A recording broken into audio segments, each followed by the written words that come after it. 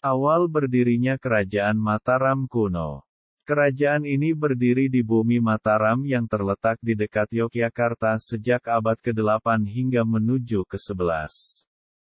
Kerajaan ini sering berpindah, sehingga berpengaruh juga pada nama kerajaan. Ketika berdiri di Mataram sempat diberi nama Medang-i Bumi Mataram. Total kerajaan ini berpindah-pindah sebanyak 7 kali hingga sampai ke Jawa Timur di abad ke-10. Saat itu dikenal dengan nama Kerajaan Medang. Saat itu pendiri kerajaan ini bernama Rakai Mataram Sang Ratu Sanjaya dengan periode berkuasa pada 732 sampai 760 Masehi. Menariknya selama berdiri, Kerajaan Mataram diperintah oleh 2 dinasti yakni dinasti Sanjaya dengan mayoritas beragama Hindu dan dinasti Shailendra dengan agama Buddha. Tak seperti pada kerajaan pada umumnya, Mataram saat masih bernama Medang dipimpin kedua dinasti yang justru sibuk mencari kekuasaan. Hanya sebentar keduanya memerintah bersama. Pemerintahan Sanjaya juga memiliki beberapa pemimpin selain Rakai Mataram Sang Ratu Sanjaya, di antaranya seperti Sri Maharaja Rakai Panangkaran, Sri Maharaja Rakai Pikatan. Dan terakhir adalah Sri Maharaja Watukuradya Balitung. Sementara pada dinasti Shailendra pemimpin pertama adalah Banu yang kemudian berlanjut ke Raja Wisnu hingga membuat dinasti Sanjaya tunduk kepadanya. Bahkan Samaratungga yang merupakan raja terbesar dan terakhir Shailendra juga patuh kepadanya. Begitulah bagaimana proses berdirinya Kerajaan Mataram. Sumber sejarah Kerajaan Mataram kuno. Abad ke-9. 2 wangsa bersatu dari perkawinan Rakai Pikatan dari wangsa Sanjaya yang merupakan anak dari Samaratungga bernama Pramudawardhani. Meskipun rencana pernikahan itu mendapat pertentangan karena tak disetujui Balaputra Dewa selaku adik dari Pramudawardhani setelah ia merasa terancam oleh keberadaan Rakai Pikatan. Balaputra kemudian merebut kekuasaan, namun usahanya itu gagal meski pada akhirnya ia kembali menjadi Raja Sriwijaya usai pulang kampung. Rakai Pikatan yang sukses memenangi peperangan kemudian mendirikan Candi Loro Jonggrang dan kini dikenal dengan nama Candi Prambanan yang berada di Sleman. Abad ke-10. Di abad ini pemerintahan Mataram kuno berpindah ke Jawa Timur dan diprakarsai oleh Empu Sindok yang memindahkan pusat pemerintahan sekaligus kerajaan ke area tersebut. Empu Sindok merupakan raja pertama dan tokoh pendiri dinasti Isana di Jawa Timur. Namun tidak diketahui secara pasti siapa pengganti Empu Sindok setelah itu. Abad ke-11. Kehancuran Dharmawangsa Teguh akibat dari serangan kerajaan Sriwijaya setelah mengalami kegagalan bekerja sama dengan kerajaan Wurawari. Namun ada yang selamat dari serangan terhadap Dharmawangsa, yakni Airlangga hingga kemudian dinobatkan sebagai raja di 1019 Masehi serta mampu memperluas wilayah kekuasaan. Silsilah Kerajaan Mataram kuno. Menurut Prasasti Canggal pada 732 Masehi disebutkan bahwa pendiri Kerajaan Mataram kuno adalah Wangsa Sanjaya. Kemudian dalam Prasasti Balitung disebutkan juga beberapa nama raja yang pernah memerintah Kerajaan Mataram kuno.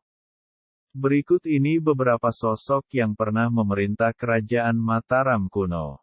Sanjaya, Rakai Panangkaran, Panunggalan, Rakai Watuk, Garung, Rakai Pikatan, Kayuwangi, Watu Humalang, Balitong.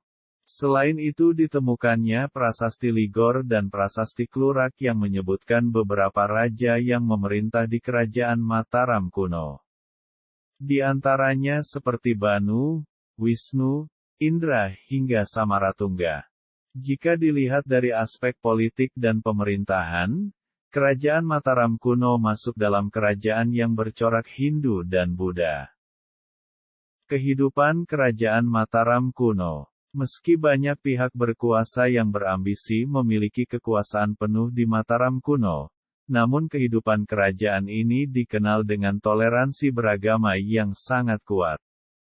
Penganut Hindu dan Buddha sama-sama hidup rukun. Hal ini terlihat dari banyaknya pembangunan candi-candi yang disebut sebagai peninggalan. Berdirinya candi-candi Hindu dan Buddha itu tak lepas dari ajaran toleransi yang diajarkan oleh para pemimpin kerajaan tersebut. Dalam masanya, raja-raja Mataram kuno dan rakyat memiliki perbedaan agama, kondisi yang disebut sangat biasa serta hal yang lumrah. Hal itu mengajarkan masyarakat dan raja tidak harus memiliki agama yang sama.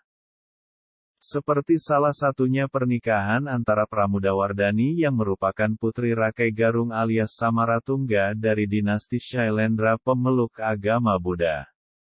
Dinikahkan dengan Rakai Pikatan dari Wangsa Sanjaya yang memeluk agama Hindu Shiva. Rakai Pikatan dan Maharatu Pramowardhani kemudian sama-sama memerintah Mataram kuno periode 840 sampai 856 Masehi. Peninggalan Kerajaan Mataram kuno. Berdiri di Jawa Tengah membuat Kerajaan Mataram kuno memiliki peninggalan yang cukup banyak termasuk lewat prasasti dan candi. Candi memang sangat kental dengan Mataram, mengingat kerajaan ini memiliki masyarakat yang memeluk agama Hindu-Buddha. Lantas apa saja peninggalan tersebut? Berikut di antaranya. Prasasti Kerajaan Mataram kuno. Prasasti Canggal. Prasasti Kalasan, Prasasti Mantiasih, Prasasti Klurak, Candi Peninggalan Kerajaan Mataram kuno, Candi Bima, Candi Arjuna, Candi Kalasan, Candi Plaosan, Candi Prambanan, Candi Sewu, Candi Mendut, Candi Pawon, Candi Puntadewa, Candi Semar, Candi Srikandi, Candi Borobudur. Sultan Agung yang menjadi Raja Mataram era tahun 1612 sampai tahun 1645, sebutkan prestasi besar Sultan Agung selama memerintah Kerajaan Mataram. Berikut ini beberapa prestasi yang diraihnya, di antaranya seperti memperluas kekuasaan Jawa, Madura, Palembang, sampai Banjarmasin. Sukses mengatur dan menguasai wilayah kekuasaan dari pusat dan mengembangkan kegiatan ekonomi agraris. Sultan Agung sudah naik tahta sejak usianya di 20 tahun dan dikenal membawa Kerajaan Mataram Islam mencapai puncak kejayaan. Kerajaan Mataram Islam mencapai puncak kebesarannya pada masa pemerintahan Sultan Agung pada 1627. Setelah 14 tahun ia memimpin sejak pertama kali didaulat sebagai raja. Letak Kerajaan Mataram kuno. Kerajaan Mataram kuno memiliki dua periode berdasar lokasi, hal ini berkaitan dengan ibu kota pemerintahannya. Diawali dari periode Kerajaan Medang yang berada di Jawa Tengah di bawah kepemimpinan Wangsa Sanjaya dan Shailendra medio 732 sampai 929 Masehi.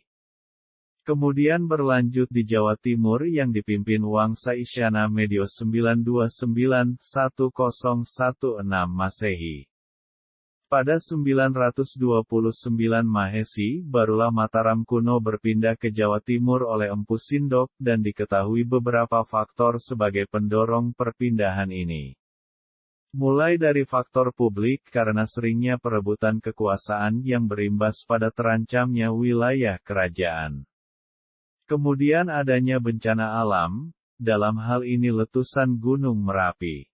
Ada pula potensi ancaman dari kerajaan lain termasuk Kerajaan Sriwijaya dan faktor lain motif agama dan ekonomi. Keberadaan Kerajaan Mataram yang jauh dari pelabuhan membuat Empu Sindok terpaksa memindahkan lokasi kerasaan agar dapat bekerja sama dengan kerajaan lain. Hingga lokasi pusat kerajaan ini ada di Yogyakarta. Terima kasih kepada kalian yang telah menonton video ini, semoga bermanfaat. Jangan lupa tekan tombol subscribe-nya dan nyalakan notifikasinya untuk mendapatkan video berikutnya.